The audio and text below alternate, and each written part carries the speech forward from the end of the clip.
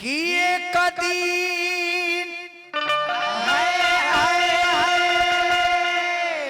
सभे जई है ओ सत्य के सवारी पर अब्बा से वाला गाड़ी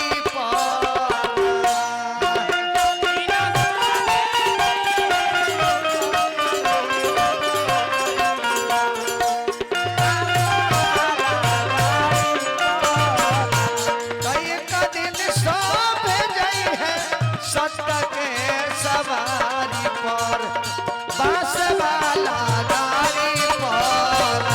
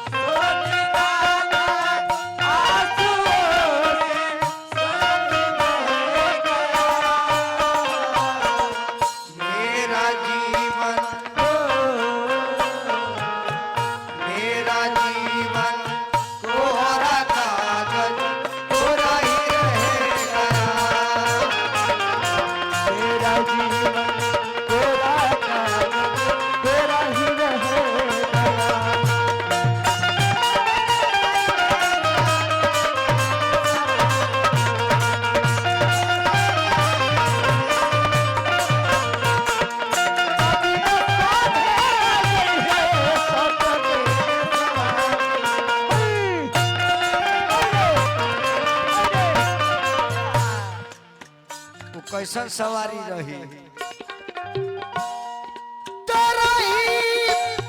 चार गो स्टीयरिंग नहीं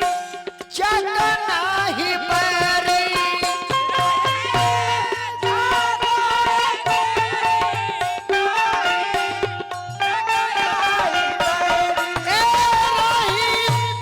चार गो स्टीयरिंग नहीं चक्का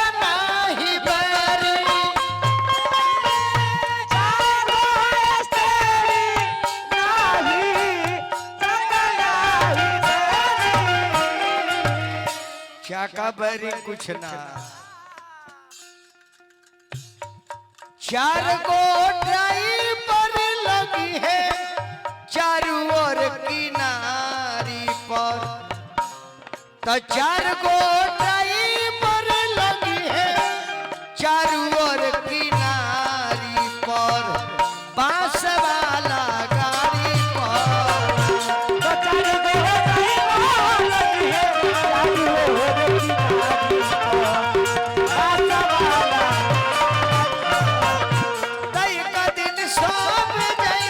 सत्य के सवारी पर बस वाला गाड़ी पर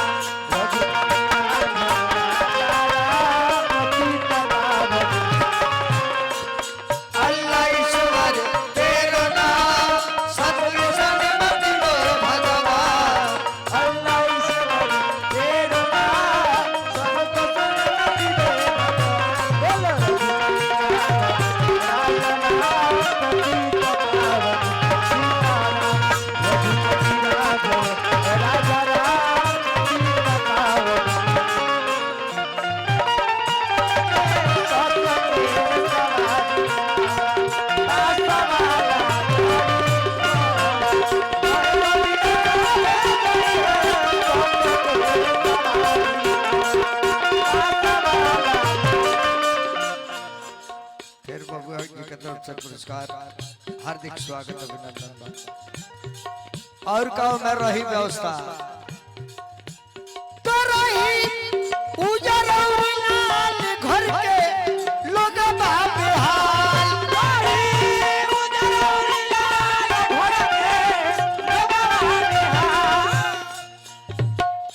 तो सभे लेके जाई है और गंगा के किनारी पर लोग कहेला जे शमशान घाट ह मरघट ह मरघट तो हमने के घरवा ह जाने में मर गए घाटा ना घट गए आ जहाँ अंतिम क्रिया होला उ निवास स्थान हो असली पता उहे हो इ त घर के भइल बा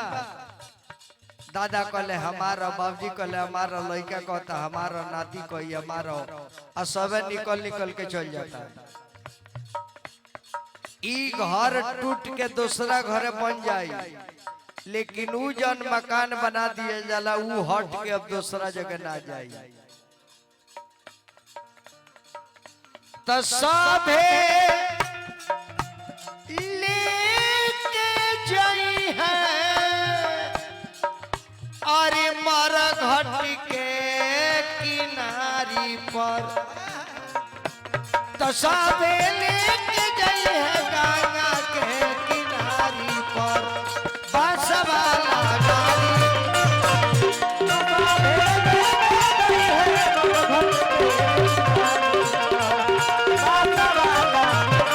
तो एक दिन सब जाई है सत्य के सवारी पर बस वाला गाड़ी पर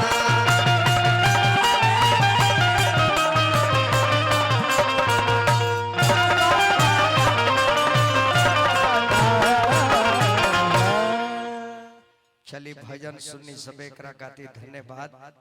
अब चाय आइल बा एक आध प्रदीप पे हो गइल।